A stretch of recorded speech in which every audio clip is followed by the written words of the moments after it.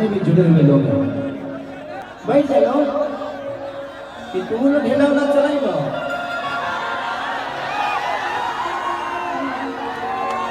सबसे पहले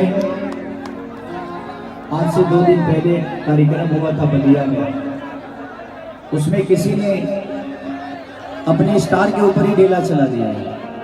ये तो आप किसी के भी फैन हैं, आपको हर आदमी प्यार करता है। हम कलाकार आप सबके बीच में आते हैं सिर्फ आपसे मिलने के लिए और आपका प्यार पाने के लिए।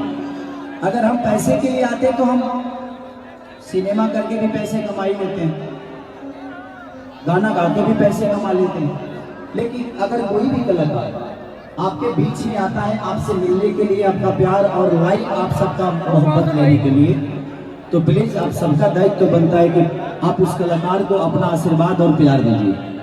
ये नहीं कि पत्थर मारिए, वो बड़ी निंदनीय काम हुआ है। चाहे वो जिसकी भी फैन होंगे, अगर उन्होंने ऐसा किया है तो गलत है, चाहे किसी भी कलाकार के लिए।